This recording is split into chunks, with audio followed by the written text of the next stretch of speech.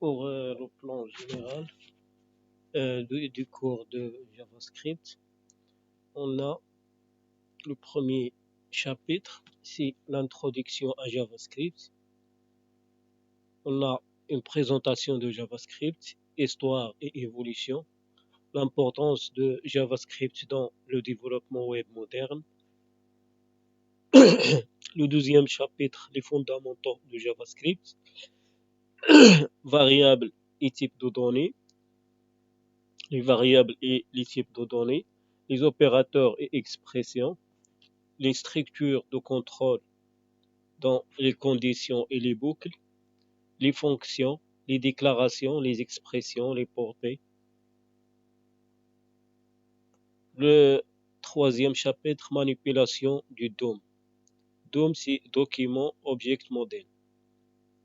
Qu'est-ce que le DOM et pourquoi est-il important? La sélection des éléments du DOM, modification du contenu, des styles et des attributs des éléments. La gestion des événements avec des clics, survol, ainsi de suite. Dans le quatrième chapitre, on va discuter la programmation orientée objet en JavaScript. Une introduction à la programmation orientée objet, la création de classes et d'objets, l'encapsulation, l'héritage et le polymorphisme.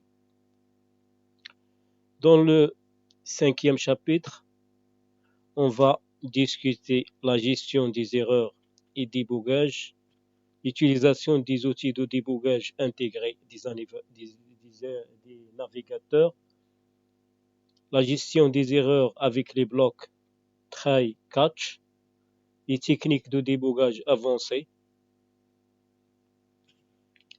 Le sixième chapitre, on va discuter asynchronisme en JavaScript, introduction au callback,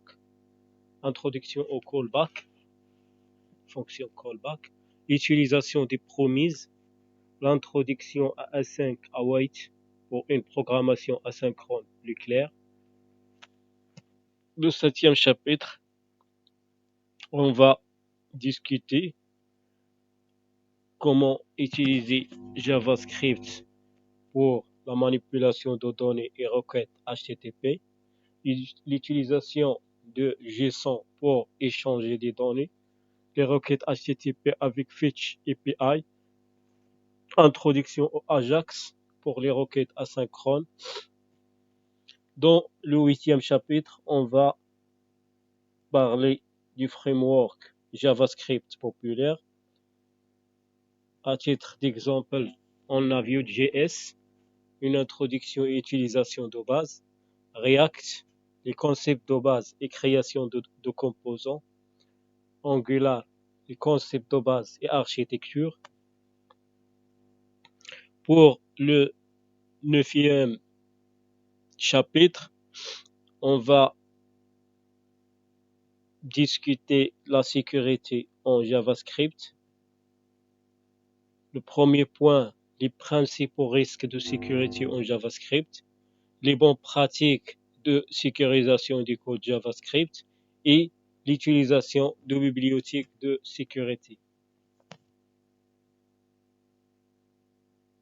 Pour le dernier chapitre, on a un projet pratique, création d'une application web, par la mise en pratique des concepts après dans un projet concret, la création d'une application web interactive utilisant JavaScript et DOM.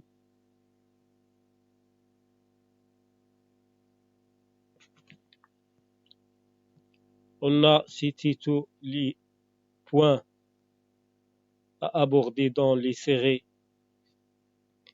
suivantes.